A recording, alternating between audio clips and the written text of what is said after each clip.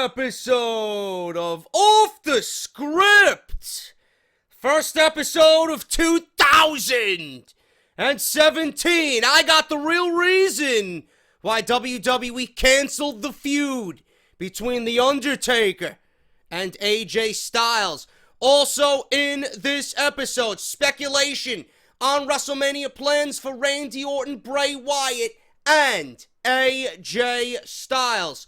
Also, other matches being discussed for WrestleMania 33. What does Vince McMahon have planned as of right now with less than 100 days remaining before WrestleMania 33? And also, Money in the Bank is now a SmackDown exclusive pay-per-view. How would I make it and how would I lay out the WWE pay-per-view calendar with the current schedule the way it is? All this, plus so much more, right here on Off The Script. JD from New York, 206. It's time for Off The Script. Big Show and Ryback, Strowman and Roman. Get off my fucking TV and save me the misery. And all you fucking goons, just grab a cold beer. The man of the hour is finally here. JD from New York, 206. It's time for Off The Script. JD from New York, 206. It's time for Off The Script.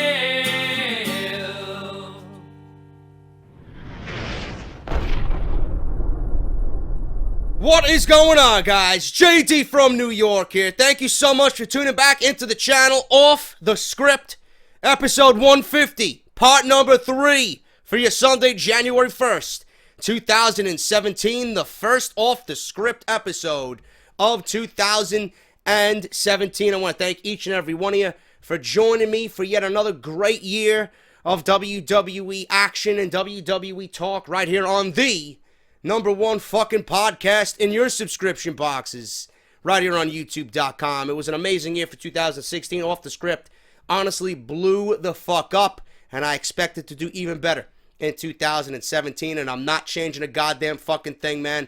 I hope you're with me for the ride. We got news on AJ Styles and The Undertaker. Why was that match for the Royal Rumble canceled? And why is WWE going with John Cena versus AJ Styles instead? Also, we're going to go over the Money in the Bank pay-per-view, which is now exclusive to SmackDown Live. We're going to go over WrestleMania's tentative card right now and what Vince McMahon has laid out on the table for Orlando for WrestleMania 33. And we're going to go over all that in this very episode. I might even give you an off-the-script extra later on today, depending on the news that breaks. I got an update on Kurt Angle's situation and him telling promoters that he's going to be in the WWE in April. So look forward to that possibly later today on the channel. I want to thank each and every one of you guys for showing your love and support this weekend for Off The Script. We had an amazing, colossal episode for part 1 of episode 150 here. We went over my top 10 matches of 2016, WWE matches, that is, for 2016. It was a monumental 2-hour episode. We unboxed Ace WWE Slam Crate by Loot Crate. We went over a bunch of shit, subscriber stories. It was a huge episode. So if you guys missed that, link will be down below. In part 2, we debuted the PayPal Rumble. We talked about Roman Reigns versus The Undertaker, possible for WrestleMania 33. So if you guys missed that, link will be down below. I want to go over everybody who has entered, and you honestly blew me away, man. I didn't know if this was going to get off its feet the way it did, and I didn't think you guys were going to be receptive to it. I took this idea from Jason Solomon, a.k.a. Solomonster, and we're doing our own PayPal Royal Rumble leading up to the big Royal Rumble event at the Alamo Dome on January 29th, and I want to go over and thank everybody that has entered my first ever Off The Script PayPal Rumble. Drawing number 1, Mikey Ferro. He is drawing number 1 in the PayPal Rumble. Drawing number 2, Matthew Smith. Drawing number 3, Mario Maldonado. Drawing number 4, the Beast himself, Starscream. Number 5, Ian Davis.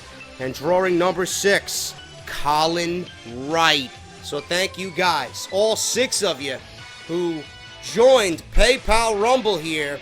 We got an unbelievable response so far for PayPal Rumble. And if you guys want to join those lists, or that list of beasts, all you got to do is visit the description of this video, check out the information down below, join the PayPal Rumble, and you can win Off The Script merchandise, a shirt of your choice. We're going to pick 2 winners.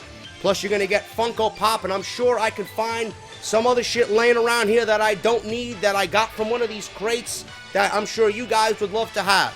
Maybe something that we got in a recent crate. I don't know, man. So we'll figure it out. I want to give away more rewards for this PayPal Rumble to make it worth your while, but those 6 are the first 6 entrants in the PayPal Rumble, and all you guys got to do to enter is visit the description down below and read the information down there. Live drawing on Off The Script Royal Rumble weekend for the preview and prediction show. We're going to do a live drawing right here on the podcast, so thank you to everybody that has joined the PayPal Rumble so far. Being that it's January 1st, man, I was absolutely thrilled, and I couldn't fucking wait at all for my buddy Isaac to get back to me, man. He texted me when I was at work yesterday, and he said, dude, it's up. It's on the channel. House of Glory just uploaded it, man. And I'm going to share with you a clip right now from what, in my honest opinion, was the best match from their House of Glory 6-year anniversary show, featuring the Crown Jewel champion of House of Glory, Ken Cashflow Broadway, versus Lio Rush. Unbelievable action. Me and Mr. Matthew Ryan Shapiro sat literally right by ringside. We called this action. We called the holy fuck out of this match. And I'm proud and honored to bring you a clip of this match right now, right here on Off The Script. And it's unbelievable, man. If you guys want to see the full match, if you guys want to see this unbelievable match in its entirety with me and Mr. Matthew Ryan Shapiro, Cashflow, Ken Broadway, and Lio Rush for the Crown Jewel Championship, it is on their YouTube page, and I'm going to link you right in the video right now. So make sure you guys go and check that out. I would greatly appreciate it. Show the video some love on their YouTube page. Like the video, leave a comment, leave some feedback. And here we go, man. Cashflow, Ken Broadway versus Lio Rush for the Crown Jewel Championship of House of Glory at their 6-year anniversary show. Unbelievable action here tonight.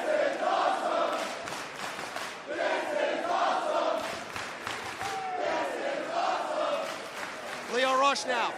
Ken Broadway, back to a vertical base. Broadway using the ropes for leverage here. Broadway, the first man up. He's got that advantage. Right hand there by the champion. The atmosphere here is unlike any I've ever experienced. Slap to the face. Both men trading slaps now. Look at this battle in the middle of the ring. House of Glory 6 for the Crown Jewel Championship. Broadway fighting back. Look at this. String of maneuvers here. They don't call him the King of Strong Style, Ghetto Strong Style for nothing. What a right-handed slap! Bicycle kick! Oh my God! Spanish fly! Two! Oh my God! Broadway! A heartbeat away, Shapiro! Lio Rush left the inside shoulder open. If you watch that cover, he kept the inside shoulder open. Listen to this crowd!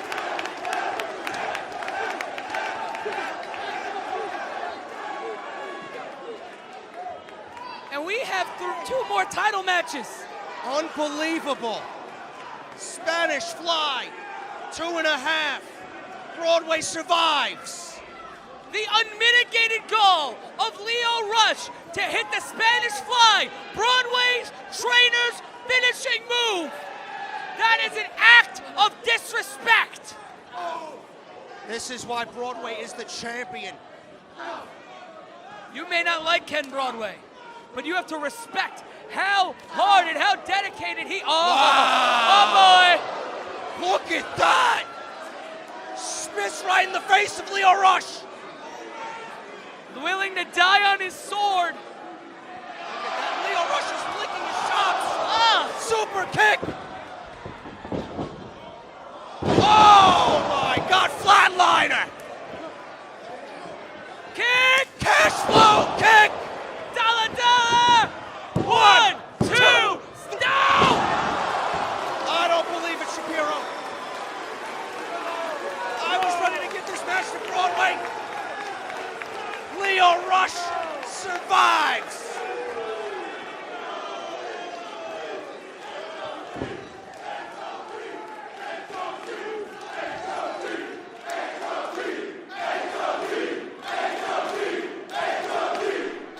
Now that was fucking awesome. That was fucking awesome. And the thing with that is, I was fucking sick, man. I was right in the middle of being fucking sick. I'm just now, getting over my illness.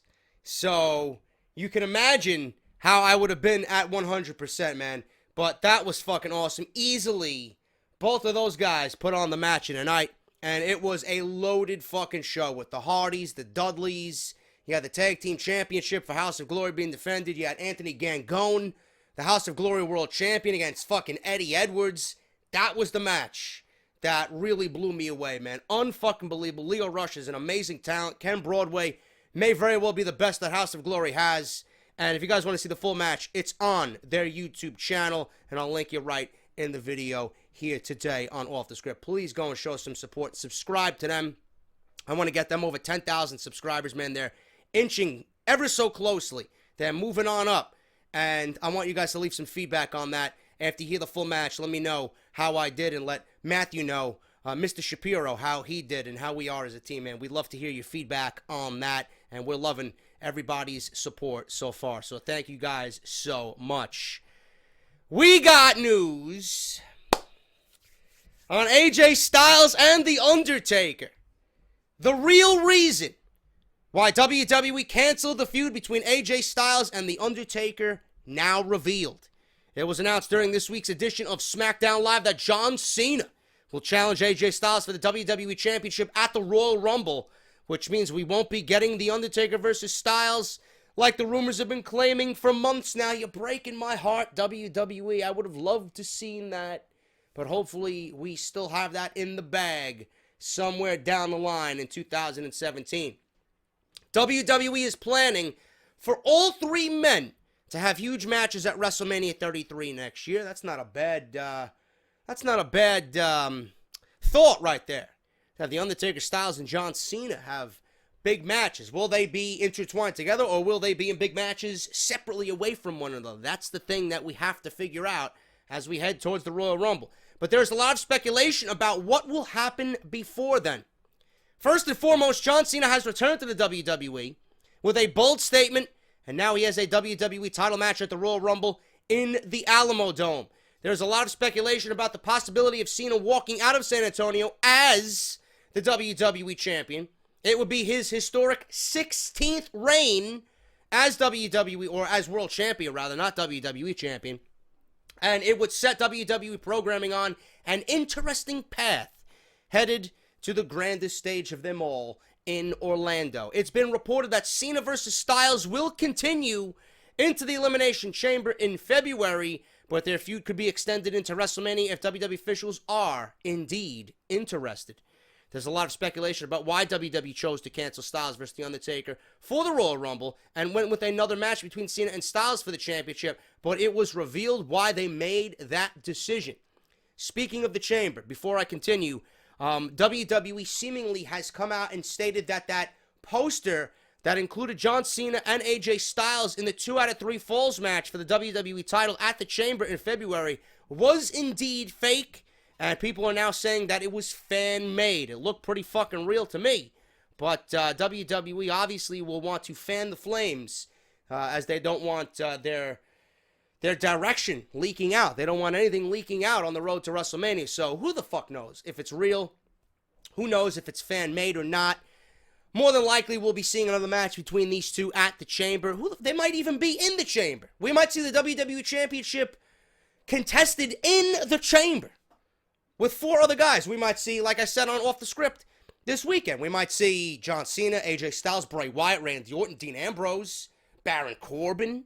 Who knows, man? Who knows what they got planned? But right now, everybody is saying that it was nothing more than fan art for the Elimination Chamber poster that was leaked by Ticketmaster.com.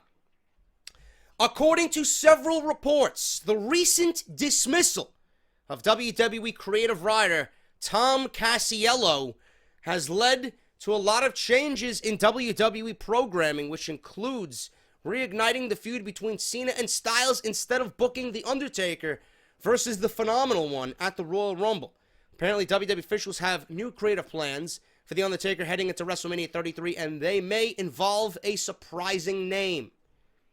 As long as it's not Roman Reigns, because no man gains anything from Roman Reigns. Nobody wants that. And I'm going to do something for you guys.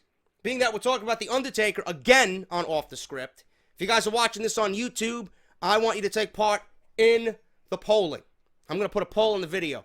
Do you want or are you interested in seeing Roman Reigns versus The Undertaker at WrestleMania 33? Vote now. Pretty sure none of you, or maybe there'll be one fucking goon out there who's probably a fucking Kevin Dunn ball tickler out there. Roman Reigns. He's the only one who wants Roman Reigns versus The Undertaker. So if you guys are interested in that, vote in the poll.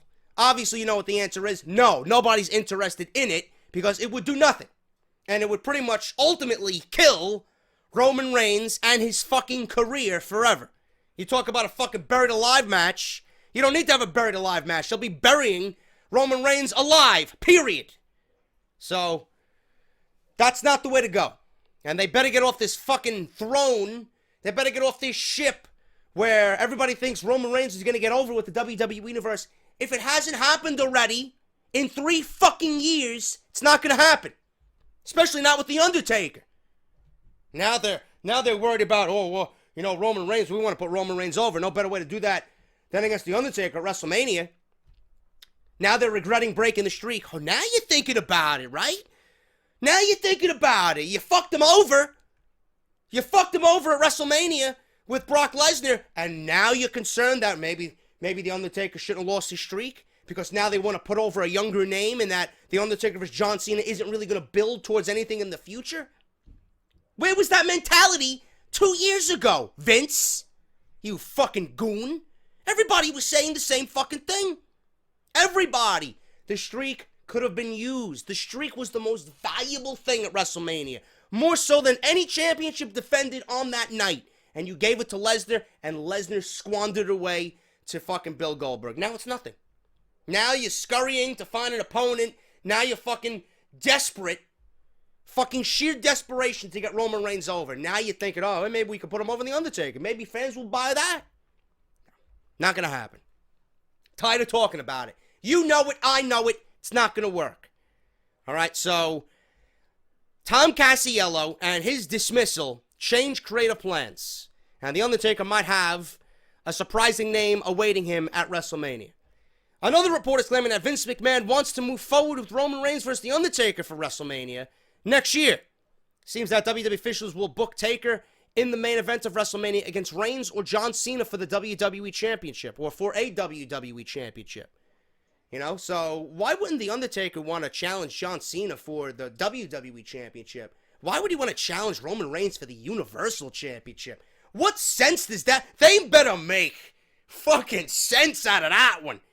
I mean, who the fuck would go after that at WrestleMania? If you're The Undertaker coming back, and you look at both guys, right? Say if John Cena beats AJ Styles for the WWE Championship. Why would you not challenge John Cena for the WWE Championship? Why would you challenge Roman Reigns for the Universal Championship? What is the meaning behind that? Where's the logic in that? You know? What's the more marquee match for The Undertaker? He's looking at both. He'll go with a John Cena. Clearly. Because John Cena is the seasoned veteran. John Cena is holding the most prestigious title in this industry. Are you out of your fucking mind? Just based on that alone, it makes no sense.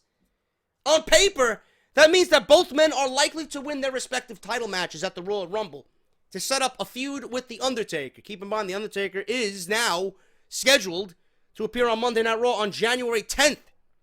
Roman Reigns versus The Undertaker would be interesting, to say the least, especially if there was a Universal Championship on the line. That's according to the reports. According to me, it's not interesting at all. However, the more popular opponent for the WWE Universe would be John Cena versus Taker, but the feeling is their match wouldn't put over the future of the company. So, you just want to put over who? You want to put over your own ego? You want to put over Kevin Dunn's two front teeth? You want to fucking have them dance behind the curtain at WrestleMania? You want to make them happy? Huh? Reigns versus The Undertaker may be the best way for the WWE and Roman Reigns to crown a new top star in the company and earn more respect from the WWE Universe. Earning respect is not even going to be lumped into the same sentence with Reigns and The Undertaker. Reigns will never earn respect. Never. At all. This would be the nail in the fucking coffin. Everybody that The Undertaker's buried over the years, Roman Reigns would be the one who is buried for sure after this match. The WWE World title picture on SmackDown will feature Cena, Styles, and The Undertaker no matter what decisions are made by WWE's creative team. So if that's the case, then why is he showing up on Monday Night Raw? What business does he have on Monday Night Raw? Why can't he do his business on SmackDown? If it's just to come out and say that he's going to be in the Rumble, or maybe he could, maybe The Undertaker shows up on Raw to pretty much threaten whoever's in the title match. Maybe they are going with the ruling that whoever wins the champion, or whoever wins the Royal Rumble, can have the opportunity to challenge for whatever title they want. I don't know. None of this is making any sense to me right now. So, I don't get it why The Undertaker would want to challenge Roman Reigns instead of being mixed in with Cena and Styles for WrestleMania. It makes no sense. Career-wise, it makes no sense. Logically, it makes no sense. From what we've seen on television right now, it makes no fucking sense, right? So, why is he showing up on Raw? I don't get it. So, it's also been reported that all three men, Styles, Cena, and Undertaker, could find themselves in a triple threat match at WrestleMania, which would be the best option out of everything.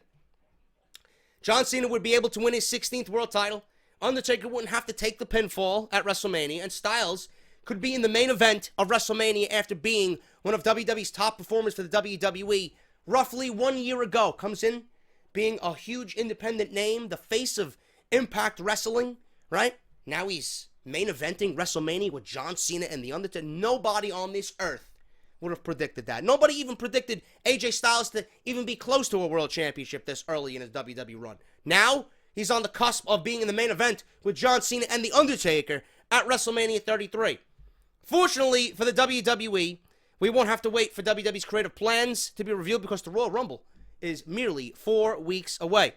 It was also revealed recently that The Undertaker will be making his return to Raw during a January 9th edition. January 9th edition of Monday Night Raw. I was stating it was the 10th. His appearance could be to continue the hype for the Royal Rumble in San Antonio, but it was also leading to speculation about his role heading into the pay-per-view. For now, we know that WWE officials are figuring out how all the puzzle pieces are going to fit for WrestleMania, and The Undertaker will certainly be involved. Well, they got less than 100 days, so they better have really rough sketches and rough ideas for the Royal Rumble. They got not much time left. They got time, but they don't have much time. They cannot let this go into week 2, week 3 of the Royal Rumble. They need to know where they're going well before the Royal Rumble hits. They need to know what they need to do for WrestleMania. Things need to be laid out. You should have that entire fucking card.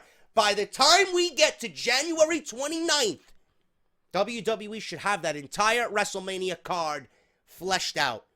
That's it. I don't want fucking booking on the fly. I don't want changes here and there. You go with a direction. You fucking spend sleepless nights in those offices in Connecticut, and you give me stories that are going to make sense. I want direction. I don't want no pussyfooting. I don't want no backtracking. I want you with a clear-cut directive about where you want to go, and that is it. So you better give me something, and it better show that you guys are really going in the direction that is not going to be flip-flopping all over the place. Because with the last couple of WrestleMania builds and the last couple of WrestleManias, you know, WWE really hasn't done a good job. WrestleMania is supposed to be the best time for WWE television. It's supposed to be the time when everybody's excited. Stories are really making sense. Stories are intriguing and interesting. Viewers are watching Raw. Last year was a fucking disaster. There's no reason for what we got last year. I understand everybody was hurt. I understand WWE was really hurt morale-wise with all the injuries, but that doesn't mean they should have booked a shit show like last year. They still could have gave us a top-notch WrestleMania, but decided to abandon everything and go into it pretty much not giving a fuck. Now, everybody's coming back from injury. The only real noticeable injury now is Finn Balor, and he will be back. Everybody is there. Everybody's on board. You got some of the best fucking talent that you've ever had on your roster ever. Book a WrestleMania that we as fans can be proud of. That is all I want. That is all I want. So you better know what you're doing. By the time this January 9th edition of Monday Night Raw rolls around, you better know what the fuck you're doing. I don't want anything to show where WWE is on the fence about anything. You do it, you do it, you do it, and then you give it to the fans. That's it. I don't want to know anything. And The Undertaker should be on SmackDown. I don't know why he's going to be on Raw. Maybe it's just to build for the Royal Rumble, and Undertaker is omnipresent. He can be anywhere the fuck he wants because he's The Undertaker. But if I see any inkling of a tease between Roman Reigns and The Undertaker, I'm going off. I'm going off. That is clearly not the right direction. I don't give a fuck about Roman Reigns to begin with, but if you really want to ruin his career, by all means, do that. If you want to give the fans fucking an upchuck reflex for the Royal Rumble, please, go ahead and do that. Undertaker needs to be on SmackDown, not Monday Night Raw. He needs to make sense of what he stated. He's SmackDown for life. He's always considered SmackDown his home. He's digging souls and digging holes and taking souls, right? Not on Monday Night Raw. He said that to SmackDown.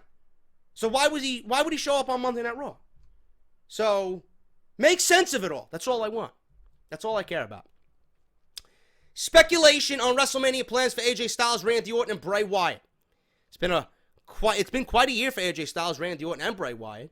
Styles arguably had the greatest year of any WWE superstar in his first year with the company. Orton returned from injury to engage in a rivalry with Brock Lesnar that ended in controversy, then joined the Wyatt family 2 months later. And the patriarch of the Wyatt family shared the ring with The Rock at WrestleMania 32, which is not an accomplishment at all. It was a fucking embarrassment. Never mind that. Yet during a week where backstage reports have come out suggesting that several marquee matches on WrestleMania 33's card have begun to fill out, neither Styles, Orton, or Wyatt's names are among them. At this point, WWE officials seem to have 3 matches in place for the Showcase of the Immortals next April in Orlando. Brock Lesnar, Goldberg, obviously, will settle their rivalry once and for all. Triple H will face Seth Rollins in a showdown between mentor and protege. Hopefully that's where Seth Rollins sheds the pedigree finishing move, because it's fucking terrible, by Rollins. I like him when Triple H does it. When Rollins does it, it looks like a fucking piece of shit. And in the company's annual attempt to appeal to mainstream audience and really give the fans cancer on the road to WrestleMania, The Big Show... Well, it's the big gay.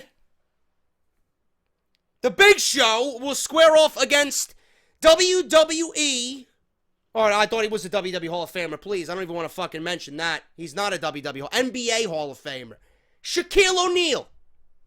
Yeah, because the fans are really going to fucking go out and buy their tickets in their fucking hotel rooms and, you know, book a fucking vacation in Orlando because Shaquille O'Neal versus The Big Show is going to happen at WrestleMania 33. Are you fucking kidding me? How is this going to appeal to any... Who the fuck is that going to appeal to? Seriously. If you're not in attendance and you're not making a beeline to the fucking concession stands or the restroom or the back of a fucking van so your girlfriend can give you a fucking hand job, I don't know what the fuck you're doing, bro. Seriously. Why would anybody want to see that piece of shit take away 15 minutes on a show? So that means we have to see Shaquille O'Neal on Monday Night Raw, right? We got to see Shaquille O'Neal on Monday Night Raw build to a feud with The Big Show. How many of you people want to fucking just scream right now at the thought of Big Show versus Shaquille O'Neal? I have no words. I don't know what else I could tell you. Awful. That's not the mainstream attention you want. You want to get mainstream attention? You book The Rock. You get Ronda Rousey after her fucking decimation on Friday night. Not Shaquille O'Neal. Not the... No. Come on. Seriously. Fuck out of here. Earlier on Friday, sources pointed out there were 2 other matches under serious consideration for WrestleMania. There's a lot of talk about right now Kevin Owens versus Chris Jericho happening, which I definitely see how. That's probably 100% confirmed at this point. And a multi-woman match for the Raw Women's Championship. Now, this is up in the air. I do believe Ronda Rousey retired after her slaughtering on Friday night. I'm not really sure about that because I watched the match. I watched some of the backlash on Twitter and then I fell asleep. I didn't see any post-match press. I didn't see Rousey. I don't think Rousey even came out to fucking greet the press. So maybe she's retired. Maybe she's done. I don't know. If she's done, I would not be shocked if Vince McMahon is, counting his fucking money and he's getting all giddy to sign Ronda Rousey for WrestleMania. But I don't know. That depends on what she's doing. So this right now is up in the air. But the idea is for a multi-women match for the Raw Women's Championship. Styles, Orton, Wyatt. Now, they're still on the outside looking in. We don't know where they're going to land right now because the WWE Championship situation is up in the air with John Cena, Orton, and Wyatt. We don't know what's going on right now until we watch SmackDown Live on Tuesday after they just lost the Tag Team Championships to the American Alpha. Who knows if they're going to be going one-on-one with each other? Who knows by this point if the Wyatt family will have imploded? I don't know. So we just don't know what's going on with Orton or Wyatt. It just means nothing has been finalized for them with a little over 4 months until WrestleMania. They will be a vital part to the show. They will be given big roles. We just don't know what yet. Now, for the women's match, WWE is contemplating Bayley right now without the Ronda Rousey rumors going around. Eliminate those rumors for now. WWE is contemplating Bayley versus Sasha versus Charlotte, which I knew we would see. I knew, and I've stated it, that WWE would have this happen because it makes no sense. I mean, why would you have 3 women's matches on WrestleMania? You know, if you book Bayley versus Charlotte one-on-one at WrestleMania, then that means Sasha has to be included somewhere, and then you have to have the SmackDown Women's Championship defender. You're going to have 3 women's matches at WrestleMania? That's overkill. 2 is enough, okay? 2 is more than enough. And I've always been one of those people that has always stated, listen, you could be with the company all year. If you are not in a prominent role during the year or on WWE television, then you don't deserve to be at WrestleMania, you know? You're not going to book everybody at WrestleMania or on WrestleMania. You got to earn it. Simple as that. You're not going to put a fucking Eva Marie on WrestleMania. You're not going to put a, you're not going to put a fucking Alicia Fox on WrestleMania. You're not going to put a Tamina on WrestleMania. You're going to put who has been vital to the product on WrestleMania. So without this Ronda Rousey bullshit, okay, Sasha, Charlotte, and Bayley in a triple threat match is more than likely where WWE is going with this. And they're talking about it being a ladder match. I don't mind that at all. Being that SmackDown now is a Money in the Bank exclusive pay-per-view, right? Exclusive to SmackDown. They want to have their own women's championship match be a ladder match. They want to include their version of a ladder match at WrestleMania between the women. Because that's been talked about. That was actually the direction that Charlotte and Sasha wanted to go for for Roadblock. Instead of it being an Iron Man match, they wanted it to be a ladder match. And that was nixed. So WWE might be doing it at WrestleMania if everything goes according to plan. Without Ronda Rousey being involved. So we got to find out what's going to happen with that. But that is the rumor right now. At the very least, there is a growing feeling that something significant could be in the works for Styles, considering the year he's had. In less than 9 months with WWE, Styles debuted at the Royal Rumble, had memorable feuds and matches with Chris Jericho, Roman Reigns, John Cena, Dean Ambrose, and became the WWE Champion while leading SmackDown Live to beat Monday Night Raw in the ratings with the final show of the year. Now, however, on the most recent episode of the Wrestling Observer Radio Show, this is from Dave Meltzer, he speculated on plans for Styles on WrestleMania stage. He noted how originally Styles would have been moved on from his feud with Ambrose to a program with Randy Orton, but instead WWE officials inserted Orton into the Wyatt family. That alignment, too, was supposed to be short-lived, resulting in Orton double-crossing Wyatt and Luke Harper and culminating in a final match between Bray and Randy at some point. But Vince McMahon and the creative staff were impressed with the new Wyatt family chemistry, just like everybody else. They decided to extend their storyline. Styles continued on with Ambrose, transitioning instead to John Cena, where the two will meet now at the Royal Rumble. Meltzer also pointed out that there has been some discussion regarding Styles turning babyface, which would then allow him to work with either Orton or Wyatt at Mania in a singles program. But there is also hope within the organization that Orton remains with the Wyatt family long-term, allowing for a main stage showdown between the Wyatts and American Alpha for the SmackDown Tag Team Championships, which probably is the direction I would go in. Because if you're not bringing up the revival, before WrestleMania to feud with American Alpha, I don't care. That's the second best option. I think Orton and Wyatt, they could always have a feud. They could always tease the breakup. I think it was done too soon. I don't mind American Alpha holding the Tag Team Championships, but whatever we seen on SmackDown was done too soon. They should have won it at WrestleMania. They should have got their moment then. WWE pulled the trigger for them to be first-time Tag Team Champions on SmackDown. But if the Wyatts are not going to be feuding within themselves, and you're not going to bring up the revival before WrestleMania to feud with American Alpha on SmackDown, then Orton and Wyatt versus American Alpha in some type of stipulation match would be fantastic. And then Styles, the only thing for Styles that makes sense to me is to remain with Cena or The Undertaker or just all three of them in a triple threat match. That's it.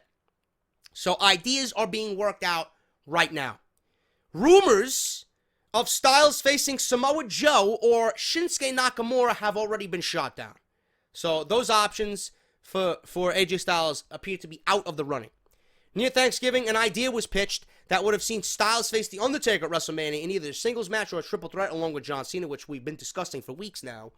But that was denied, as it appears the only two candidates for that role are Cena himself or Roman Reigns. Right now, nothing is concrete. Recently, a graphic was made making the rounds on the internet advertising a 2 out of 3 falls match between Styles and Cena that would take place at Elimination Chamber in February. That was quickly debunked as fan-made and not legitimate. More should be known in terms of the plans for Styles at WrestleMania either before or shortly after the Royal Rumble. So that is where WWE is going, with other top matches being discussed for WrestleMania 33. Money in the Bank will be a SmackDown Live exclusive pay-per-view. WWE has 4 co-branded pay-per-views each year, with WrestleMania, Survivor Series, SummerSlam, and the Royal Rumble as the only 4 that are Monday Night Raw and SmackDown Live dual-branded. That means that either of the other events will be exclusive to one brand or the other. And 411 Mania reported that Money in the Bank should be, or would be rather, a SmackDown Live exclusive. This is the second themed WWE pay-per-view that has received a recent announcement that it is brand specific. The WWE also announced that they are bringing back the Elimination Chamber pay-per-view, and it will be, again, a SmackDown Live exclusive pay-per-view. So those are 2 of the best pay-per-views that WWE has, honestly. Those are 2 of the best gimmick matches. Probably the only 2 gimmick matches that I really enjoy. Everything else is a fucking waste. I enjoy a good TLC match here and there, but the theme, it doesn't need its own pay-per-view. The TLC moniker does not need its own pay-per-view. The Chamber is special. Money in the Bank is special. A TLC match can be had at any fucking pay-per-view between anybody, any time of the year. You don't need to have its own pay-per-view. But WWE seems to be setting up SmackDown with the best pay-per-views of the year so far. Clash of Champions and Hell in a Cell were the first brand exclusive themed pay-per-views since the WWE brand split, and they were both Raw exclusives. And they were trash. To be honest with you, they were complete garbage. Clash of Champions, and the theme is that all titles are on the line. Hell in a Cell featured 3 fucking cell matches, and the 2 SmackDown exclusive pay-per-views were generic, non-themed events. We had Backlash and No Mercy, which ended up being great pay-per-views anyway. They were great pay-per-views. They were very, very good shows. TLC was the first themed pay-per-view for SmackDown Live, a show where there were numerous matches using tables, ladders, and chairs. Elimination Chamber takes place in February 2017 and will feature a giant chamber match, whether or not it's for the WWE Championship, for the IC title, a number one contendership for WrestleMania, and the WWE Championship. We don't know yet. The WWE did not hold this event at all in 2016. That event takes place after the Royal Rumble and will likely either have the chamber match for the championship or to determine a top contender like I just mentioned. There's also a chance that SmackDown Live could use it for the Intercontinental Championship. However, the biggest news is that Money in the Bank is going back to SmackDown Live. It's going to be a SmackDown Live exclusive pay-per-view. Money in the Bank is a show that awards a briefcase where the winner can cash it in at any time for a world title opportunity. Money in the Bank is almost always a huge running storyline through the year, although things were different this year in that match. Money in the Bank last took place in June when Seth Rollins beat Roman Reigns for the WWE Championship, only to lose it to Dean Ambrose, who won the Money in the Bank match earlier in the night because of Roman Reigns' drug violation. Money in the Bank 2017 will take place on June 18th at the Scott Trade Center in St. Louis, Missouri. Randy Orton could have a big factor in that as well, being that he is a St. Louis native. Since it is SmackDown exclusive, that opens up some things for SmackDown Live to play with between WrestleMania and SummerSlam. I wish they'd bring back King of the Ring, to be perfectly honest with you, but who the fuck am I? That's just what I want. Plans seem to be changing when it comes to booking for WrestleMania. The biggest rumor right now are for Roman Reigns to battle Braun Strowman. Roman Reigns has been linked to Strowman. He's been linked to The Undertaker. Cena been linked to The Undertaker and AJ Styles. However, all of this is not locked in and could change at all. Or could change, completely leading into WrestleMania. No matter who the champion is coming out of WrestleMania for the two brands, there should be plenty of great options for a Money in the Bank match on SmackDown Live's exclusive pay-per-view. AJ Styles, Dean Ambrose, Dolph Ziggler, Baron Corbin, Bray Wyatt, Randy Orton, John Cena, Apollo Crews, Luke Harper, The Miz could all excel in Money in the Bank. Having 6 stars in the Money in the Bank match would dilute the rest of the show, which has always been my fear. You put 6 or 7 guys in one match, it's going to be more dangerous because it's got to go longer, and you're pretty much taking away from the rest of the show by putting 7 or 6 guys in one match. So I'm going to come up with something in a second here. Of course, SmackDown Live will figure out that at the Elimination Chamber, because you got to have 6 guys in the chamber, which sees a large number of top stars in one match as well, months before Money in the Bank even happens. So they're going to go through this, and they're going to have a realization of like, you know what? We have 6 guys in one match. We got to time this and book this carefully. SmackDown Live doesn't have another exclusive pay-per-view before the Royal Rumble. That event will see all the stars competing in the Rumble match itself and competing for a WWE or Universal title shot at WrestleMania. After that, SmackDown Live gets the Elimination Chamber while Raw gets Fastlane. Shit. WrestleMania is next, followed by Payback, Extreme Rules, Money in the Bank, Battleground, and that leads into SummerSlam, and then the WWE rotation starts over. So, this is what's going to happen right now. WrestleMania and Royal Rumble are dual-branded pay-per-views. SmackDown's getting the Elimination Chamber. Raw is getting Fastlane. SmackDown, after WrestleMania, is getting Payback. Then we go to Extreme Rules, which is Monday Night Raw. Money in the Bank, back to SmackDown. Battleground, back to Raw. This leads into SummerSlam, which is a dual-branded pay-per-view. Then we go into Clash of Champions. Then we go into October, which is Hell in a Cell, right? Because WWE's got to have that hellish-themed pay-per-view, right? And then we go into Survivor Series, and then we go into all these other bullshit pay-per-views that we got this year. I don't know what WWE's doing or if they're going to eliminate pay-per-views. I don't know. I don't know what's going on. But what I came up with here is WWE should really have dual-branded pay-per-views at least the majority of the time in 2017. Okay? What I came up with here is probably similar to what we just went over. I would make the Royal Rumble clearly January, dual-branded pay-per-view. The Chamber, I would make a dual-branded pay-per-view. There's no reason why the Chamber needs to be an exclusive to one brand. You know, the rosters are thin as it is. The longer these matches go, the more potential for injury, the more you take away from the rest of the show, right? I think it makes sense for the Elimination Chamber to be a dual-branded pay-per-view. You can have the Chamber mean something for one brand, and you can build the show around the rest of the card with both brands. Make it a mega show. 2 championship matches, an Intercontinental Championship, Tag Team Championship. You know, this is the road to WrestleMania. You don't need to have 2 shows before WrestleMania. It's a waste. Fastlane is going to be I'm telling you right now, Fastlane is going to be a complete, colossal fucking waste of time. There's no reason for it. We're getting the Rumble on the 29th. And then 2 weeks after that, we're getting the Chamber. 2 weeks after that. And then we're going into the first week of March, we're getting Fastlane. And then we got WrestleMania. And then the cycle begins all over again. Because you know, with WrestleMania, it's the first week of April. And then at the end of April, we got another fucking pay-per-view. Too many pay-per-views consecutively. Rumble, January, dual-branded. Chamber, February, dual-branded. Mania, April, dual-branded. Okay? So the first 3 pay-per-views would be dual-branded. Nothing in March. This is when WWE should be building their Raw and SmackDown shows. Have a huge show like SmackDown did at the end of the year. You have a pay-per-view-esque Raw or SmackDown show. You don't need a fucking pay-per-view on the network. You don't. You're just filling bullshit in on the calendar. You don't need it. It's over-diluting. It's fucking oversaturating the pay-per-view calendar and the product. Too many pay-per-views. So the first 3 pay-per-views will be dual-branded. Now, the only exception I would make is for April. Okay? You got Mania, the first week of April.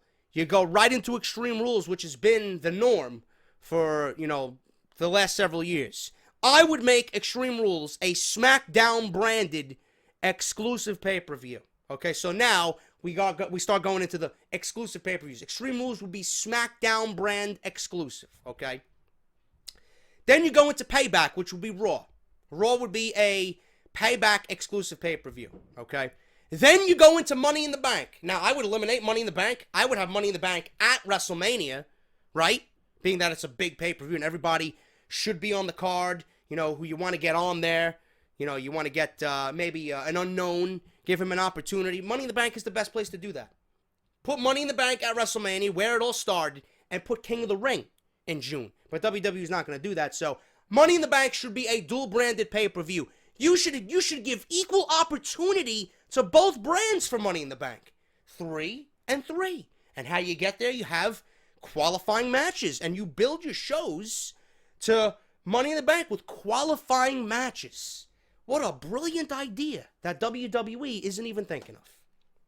So Money in the Bank will be a dual-branded pay-per-view.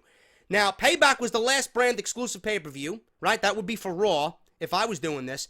We go from Money in the Bank in June to Battleground in July. That would be a SmackDown-branded exclusive pay-per-view. Then we go to SummerSlam in August. The summer tradition for SummerSlam, right? For WWE. That would be a dual-branded pay-per-view. Then we go into September. We go to Clash of the Champions for Monday Night Raw. That's a brand exclusive pay-per-view. We go into October. No Mercy. Get rid of the Hell in the Cell. Get rid of the pay-per-view. It is a fucking waste. You make SmackDown No Mercy exclusive for October. Then we go into November, which is a dual-branded pay-per-view. Clearly, Survivor Series. And then in December, you get rid of TLC, and you make it a Raw brand exclusive pay-per-view. None of this Roadblock or Cock Block, whatever the fuck they're naming this shit. Bring back an Armageddon. Bring back something of the old school that we have fond memories of. I think Armageddon would fit fine, in December. You make that a Raw exclusive pay-per-view, then we start all over. And in between, you would have a pay-per-view once per month. You would have, how many pay-per-views I got here? 1, 2, 3, 4, 5, 6, 7, 8, 9, 10, 11, 12. 12 pay-per-views is all you need. You don't need none of this shit. And then in between, you got your takeovers, you got your fucking special events. You want to have fucking, these shows, Japan, or whatever the fuck they got going on during the year. Fine. You can do that. You want to have the Cruiserweight Classic, you got the women's tournament, you got this fucking United Kingdom tournament. There's going to be a lot of other shit that we're going to be watching. But for the main roster, it should be 12 pay-per-views rotating brand exclusive. Money in the Bank, to me, is one of the big pay-per-views during the year. It should be dual branded. It should give both brands opportunity to win the briefcase for their brand, for their specific title. Why are you going to make it brand exclusive? It makes no sense to me. It gives everybody an opportunity. But that's not the way I would, like I said, I would have Money in the Bank at WrestleMania and bring back King of the Ring. You would have 4 from each brand competing in the King of the Ring. That would be a great brand exclusive dual branded pay-per-view. 4 from Raw, 4 from SmackDown to crown the undisputed king of the WWE. I like that idea much better, but Money in the Bank should be dual branded. No question. Because with matches like that, it just makes everybody's life more difficult. It really takes away from the rest of the card. You're putting a lot of your talent in one match. The risk for injury is there. And you got to book it carefully. You got to produce this carefully. Otherwise, it could be a disaster. So WWE is going to have a first-hand look at what it's going to be like with SmackDown and Elimination Chamber. I don't know what's going to happen, but we'll see. That's what I would do with the pay-per-view calendar right now. Based on what we got to work with, that's what I would do. So let me know what you guys think about that. And that is the end of the news and rumors for Off the Script. Now, what we're going to do, for the first time ever, we are going to have a Q&A. Patreon Q&A. If you guys are a patron to Team JD on patreon.com/JD from NY206, you will have submitted questions. And this is only for Patreon. So if you guys want to become a Patreon, you guys know what to do. Link is down below. Patreon.com/JD from NY206. No matter how much you donate, you're going to get early content. You're going to get everything early access. There's going to be new reward tiers in 2017. You guys are going to get the option to talk to me and ask me anything you want as it concerns WWE. So this is where we're going right now. Patreon Q&A. I'll see you guys in a little bit. We're going to talk about that. We're going to answer some fucking questions. We're going to have some fun. And that's the end of Off the Script for now, man. So until then, I'll be back next week with more news and rumors. Episode 151. I'll see you guys on Monday Night Raw review right here on YouTube.com. SmackDown Live. I should be back doing Lucha and NXT review on Wednesdays. The reason why I didn't do it this Wednesday, and I should have, because that Cage versus Tejano match in that best of 5 series, it went 5 matches. It was fucking unbelievable, man. Unbelievable stuff for Lucha Underground this week. So I did not review it because I went live with Joe Cronin's show on Out of Nowhere on my channel. We did very well with that. So I will be back with Lucha Underground on Wednesday. And then, the usual bullshit during the week. But let's get right into it, guys. If you enjoyed the news and rumors, hit that thumbs up. I'll see you guys next week for more Off the Script, episode 151. Let's get into the Patreon Q&A portion of Off the Script. First question from the Patreon Q&A here comes from Alexander Stojanovic. I hope I pronounced your name right, bro. He asks, JD, what are your top 5 favorite promos of all time? In no particular order whatsoever. The CM Punk pipe bomb against John Cena before Money in the Bank, clearly on my list. CM Punk's epic showdown with Triple H before their Night of Champions match in 2011. And that was a great fucking promo that really doesn't get the recognition that it really deserves.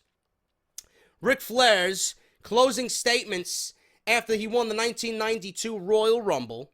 Hulk Hogan's promo where he first aligned with Scott Hall and Kevin Nash to form the NWO after leg dropping Macho Man Randy Savage at Bash at the Beach. And then obviously Stone Cold Steve Austin with the King of the Ring 316. Austin 316 says, I just whipped your ass. That's one of the best promos of all time. Those are my top 5 favorite promos of all time.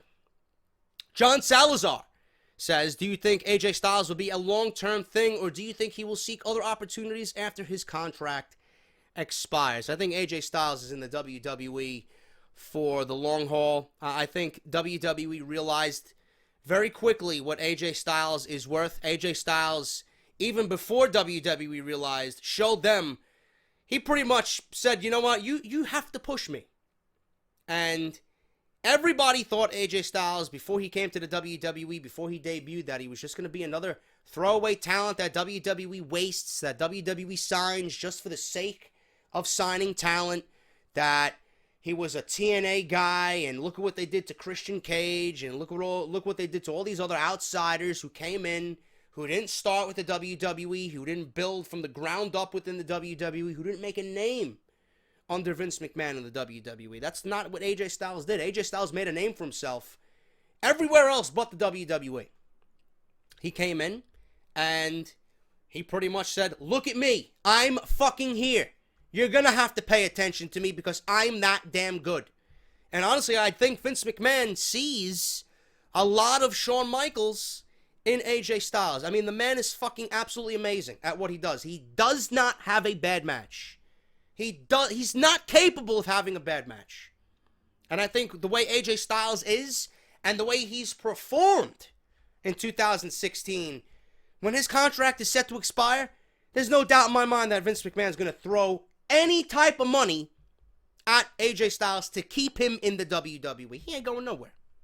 He is not going anywhere. And you know what? He just made himself a nice hefty raise. Because you know Vince McMahon's going to pay. He's going to demand. He not only deserves to be making more than whatever he's making now based on what he did this year, but he has every right to. He's done something that nobody thought was possible with him coming into the WWE. He will be in the WWE for the rest of his career. My honest opinion on that. AJ Styles is not going anywhere. This is from Jordan Davis. JD, why hasn't WWE put the title back on Seth Rollins yet? Because Seth Rollins really isn't that good of a babyface. They had the opportunity to do it. They had the opportunity to do it when Roman Reigns beat AJ Styles at the Extreme Rules pay-per-view, I believe, right? That's when he came back. He came through the crowd, and everybody was going fucking crazy. Seth Rollins pedigreed Roman Reigns, and we all thought we were going to get that monumental feud, and Seth Rollins to take back the title that he never lost. WWE dropped the ball on it. WWE dropped the ball on Seth Rollins. They had him come out to a thunderous ovation, beats the shit out of Roman Reigns, and then the night after, on Monday Night Raw, they have him come out and say he's burning all the fucking letters that he got while he was in rehabilitation. He doesn't need the fans. That Seth Rollins is the only one who rebuilt Seth Rollins. What kind of fucking shit is that? They had him come out to a monstrous babyface reaction, attacking the one guy we don't like. People were ready to cheer for his comeback. They put this documentary on WWE Network about him and his comeback and him and his home and his dog and showing his real life, right? A glimpse inside the life of Seth Rollins. Everything to pretty much get you on his side, to cheer for his comeback. And WWE comes back and puts him right back to being a heel. Made no sense. And then they just turned him babyface. That moment of indecision really made WWE drop the ball on Seth Rollins. That's why Seth Rollins is not WWE champion. I don't think he's ready to lead a brand on his own as a babyface. I don't. As a heel, maybe. But as a babyface, not yet. And another reason why they're not putting the title on Seth Rollins yet is because they want to tie up all these loose ends with Triple H. They wanted that big WrestleMania moment. They wanted that big Mania match for Triple H and Seth Rollins. So maybe after that is when Seth Rollins will challenge for a world title on whichever brand he's a part of, whether it's Raw for the Universal title or SmackDown if he gets drafted to SmackDown, because there are rumors that WWE and Vince McMahon want to have another draft earlier this year in 2017. Rollins might end up on SmackDown, so who the hell knows? So we'll see what happens with that, but that's the reason, in my honest opinion, why he has not been a world champion right now since his return. Which scenario would you rather see? Cena winning the title against Styles at the Rumble and Taker winning the Rumble itself, and they go for it at WrestleMania, or Taker winning the title at Rumble against Styles and Cena challenging him for WrestleMania? Also, would you rather like to see Taker win the title at WrestleMania and calling it a day the next night on Raw, relinquishing the title, or losing the title to Cena at WrestleMania and therefore calling it a day? I honestly would have went with the simplest route, to be perfectly honest with you. Do I think Styles is going to lose at the Royal Rumble? It's tough to say, man. It really is. I think Styles wins at the Rumble, and I think Cena wins it at the Chamber. And I think, for whatever reason, Styles is due a rematch. You know, they could have Styles win in a cheap way, some bullshit, cheesy fucking ending for that Royal Rumble match. Maybe a leg under the rope, or a fucking cheap, dirty pin in which Shane McMahon or Daniel Bryan come out and express their displeasure. It's not how a champion operates, etc., etc. And then they put them in the chamber, where they have no other things to fucking get in the way. You're in the chamber, you defend the title to the death. And he loses it then. And then Styles can really opt for a rematch that they did him wrong, unfairly. So Cena wins the championship at Elimination Chamber, and The Undertaker gets involved just because he's the fucking Undertaker. You know? How he gets involved, maybe he wins the Royal Rumble. That's what I'd do. I'd have Styles win the championship match at the Rumble by some cheap bullshit way, some fuckery. I would have AJ Styles lose the title in the chamber because he's against 5 other guys and because, you know, he can demand a rematch. And then Taker would win the Rumble, and by that you have a triple threat. Styles, Cena, and Undertaker. I think that would be a phenomenal, no pun intended, match at WrestleMania. That's the way I'd go about it. That is the way I would go about it. So that's my answer to that question. What else do we got here? JD, what is your favorite stable of all time? I would probably have to go with, I don't know, man. It's probably between DX and The Shield. I love what The Shield did once they broke into the WWE scene. I loved what DX did in the Attitude Era. Like early D-Generation X, when they were feuding with WCW. You know? As time went on, you know, DX kind of got lame. You know, DX with the Outlaws and X-Pac, that was my favorite stable. The Shield, hugely important to the history of WWE. Without The Shield, when they were around, they pretty much held Monday Night Raw together. They were the glue that held Monday Night Raw together. So those two stables would probably be my favorite of all time. JD, who are your top 5 superstars of all time? By the way, that last question came from Josh Ashley. We had the last question of the contract expiring for AJ Styles, John Salazar. We had Felix Lawrence asked the last question about the scenario for Cena, Undertaker, and Styles. Mikey Ferro, JD, who are your top 5 favorite superstars of all time?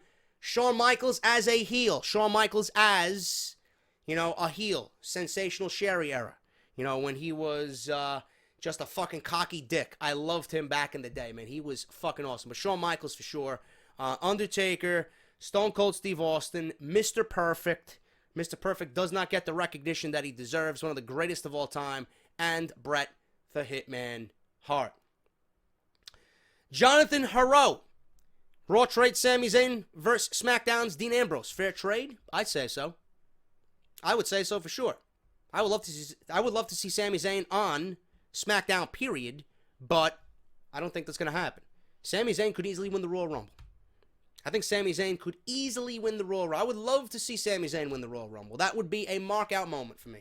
Just because I love babyface underdogs like Sami Zayn. I think that would blow over. I think that would blow the roof off the Alamo Dome, to be honest with you. And then a match with Kevin Owens, where Sami Zayn wins the Universal Championship at WrestleMania because nobody believes in Sami Zayn. Pretty much giving the finger to the Authority and Mick Foley on his way to WrestleMania winning a world title. That's what I would do. That's exactly what I would do. What else do we got here? That was pretty much it. I was going to keep it at 3, but you guys are asking me questions on Patreon, so I figured I would answer all those, and I think we'll end there. I think that's a good Q&A. I think that's a damn good Q&A for the first ever Patreon Q&A. And I want to keep this a regular thing on part 3. We got Patreon Q&A. We got part 3 for Off the Script, getting you guys involved. And if you guys are a part of the Patreon team and you want to ask me some questions, all you got to do is reach out to me on Patreon's message board, man. I'll read them, and I'll present them here on Off the Script. So thank you guys so much, and thank you for everything that you've done for me in the new year. And I want to go over everybody. I want to go over all my current patrons, man, to close this episode of Off the Script. I want to give everybody a fucking shout out because you guys are fucking awesome. Without you guys, I am nowhere near as successful as I am. I owe it all to you fucking guys, man.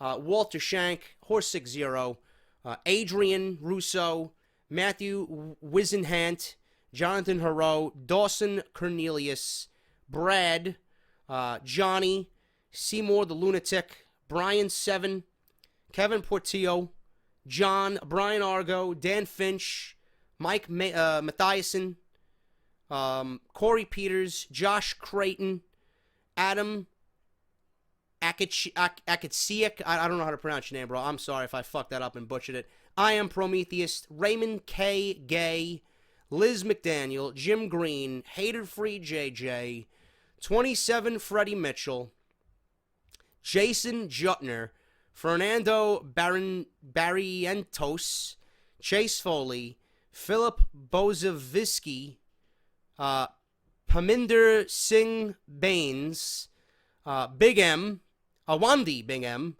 Nay, you fucking beast, Devontae DeZenzio, Richard Powell, Stacy Clemens, Caitlin, Sasha Wangenblast, Stacy Jefferson, Paul C., Hayden O'Gorman, Mike Farrow, Fenai Armstrong, Josh Ashley, Leo Cortez, Chris Misatia, John Pattison, Luis Cruz, Brandon Edwards, Nazmi, Danny Barnes, Jason Tarr, Devontae, Carrie McFadden, Kevin Mashok, Gary Rushton, Chris Petrus, Jackson Conway, Brian Denton, Mr. Money in the Bank, Adam Mayhem, Jesse Booth, Terry Hardy Jr., Timothy Johnson, Mason Ramar, Macaulay Roberts, Chris Baldwin, Gary Rutledge, Felix Lorenz, Jaden West, Christian Ladner, Jason DiBattista, Joel Perez, Jarvis B., Janet McCann, Bobby Noose,